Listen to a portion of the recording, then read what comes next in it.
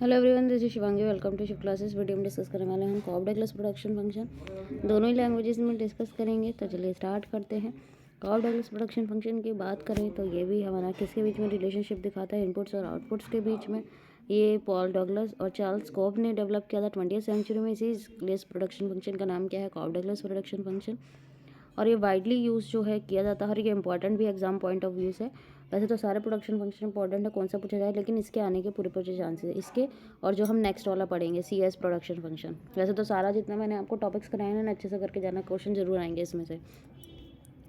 बाकी आप लोग जब पेपर अटैम्प्ट करेंगे तो आपको पता लग ही जाएगा कितना वीडियोज़ में से एग्ज़ाम आया है नहीं, ठीक है। क्योंकि मैं सिर्फ आपकी ब्लॉक 2 ही कवर करवा पाऊँगी इसमें। ब्लॉक 2 की जो आपकी यूनिट 5 है, आई थिंक यही कवर शायद हो पाएगी। नेक्स्ट यूनिट मुश्किल है कवर हो पाना, लेकिन इसमें से ज़रूर क्वेश्चन आएंगे जितना मैंने आपको कराया है। तो कॉब डगलस प्रोडक्शन फंक्शन की जो फॉर्म होती है वो ये होती है, Q = A L अल्फ़ा, ठीक है, L to the power alpha और K to the power beta. ये ऐसे लिख लेना आप, L to the power alpha, K to the power beta. ये पावर में है, ये थोड़ा यहाँ पे गलत लिखा हुआ है, ये आप लोग सही कर लेना। L की पावर अल्फ़ा, K की पावर बीटा। Q रिप्रेजेंट कर रहा है हमारा quantity of output, A total factor productivity, L हमारा लेबर है, ठीक है, K हमारा कैपिटल है, अल्फ़ा बीटा आउटपुट इलास्टिसिटी दिखाता है किसकी, लेबर और कैपिटल की। हिंदी मीडियम वाले स्टूडेंट यहाँ देख सकते हैं, सभी की एक्सप्लेनेशन यहाँ लिखी हुई है। तो फंक्शन को एक बार सही तरीके से लिखना है, Q = A L to the power alpha, K to the power beta. Clear हुआ? ये आप लोग करेक्ट करके लिख लेना।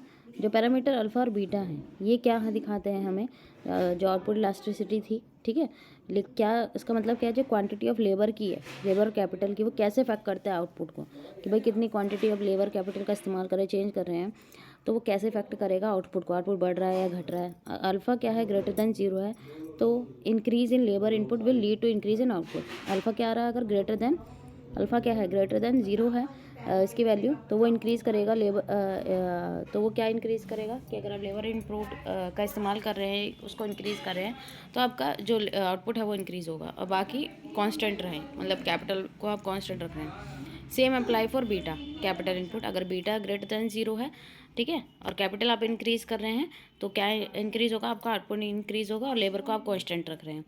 Cob Douglas production function exhibit करता है कौन सा कांस्टेंट रिटर्न टू स्केल, ठीक है, कब, जब अल्फ़ा प्लस बीटा = 1 होता है। इसमें तीनों रिटर्न ऑफ स्केल पाए जाते हैं, ठीक है, =0, ग्रेटर देन 1 है तो इंक्रीजिंग रिटर्न टू स्केल होगा। इसका मतलब क्या है, increase in input lead to more than proportion increase in output, ठीक है, कि आप इनपुट्स में जितना क्या कर रहे हैं, इंक्रीज़ कर रहे हैं, उससे ज़्यादा जो है आउटपुट में इंक्रीज़ हो रहा है, उससे ज़्यादा प्रोपोर्शन में किस में इंक्रीज़ होगा, आउटपुट में इंक्रीज़ होगा। तो इस तरीके से आपका जो है फॉर्म रहती है, इस तरीके से जो है कन्वेक्स शेप आती है कॉब डगलस प्रोडक्शन फंक्शन में। आप देख सकते हैं कि जैसे जैसे आप इनपुट्स यूनिट इंक्रीज़ कर रहे हैं, आपका जो है आउटपुट भी इंक्रीज़ हो रहा है। पहले आप इतने लेबर कैपिटल कॉम्बिनेशन लेकर चल रहे थे, तो 100 यूनिट्स ऑफ जो भी प्रोडक्शन हो रहा था आउटपुट का, और जैसे जैसे आप इंक्रीज़ करते जा रहे हैं कैपिटल लेबर का जो प्रोपोर्शन है, वैसे वैसे आपका जो आउटपुट है वो भी इंक्रीज़ होता जा रहा है। एक्सप्लेनेशन आपके सामने, जिसे आप रीड आउट कर सकते हैं, मैंने आपको शॉर्ट में समझा दिया है, ठीक है। तो यहाँ पे आप देख सकते हैं कि जो आइसोक्वेंट है, यहाँ पे आइसोक्वेंट की शेप कैसी है, कन्वेक्स है, ठीक है। लीनियर वाले में कैसी थी, स्ट्रेट थी ना, और उसमें लियोनटिव वाले में कैसी थी, एल शेप्ड थी, राइट एंगल वाली शेप थी, और आइसोकेंट की शेप यहाँ पे कैसी है, कन्वेक्स वाली है, ठीक है।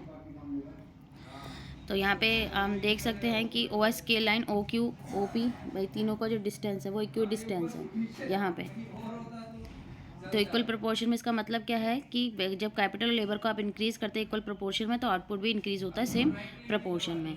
तो यहाँ पे ही हमारा टॉपिक खत्म होता है। आपको क्लियर हो गया होगा। अगर वीडियो अच्छी लगी तो like it, share and subscribe my channel. Thank you.